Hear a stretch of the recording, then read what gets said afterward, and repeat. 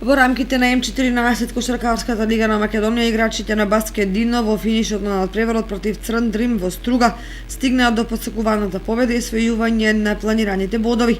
Со овој успех на гостински терен, кочанските кошаркари се стврстија на првото место на табелата, со што се изборија за улогата на фаворити во разигрувањето на 4 првопласирани екипи. Кошаркарите на тренерот Лазаров во првата четвртина, која ја карактеризираа многу тешки на двете страни, остварија минимална предност. Во втората и третата четвртина Црн Дрим ја анулираше предност и дојде до водство од 7 поени.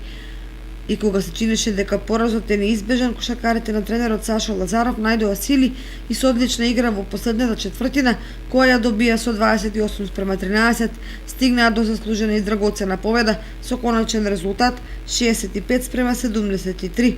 Најефикасен кошаркар кај кочанчани беше Марко Коцев со 35 поени, Дино Лазарев постигна 14, а Филип Димитриев 12.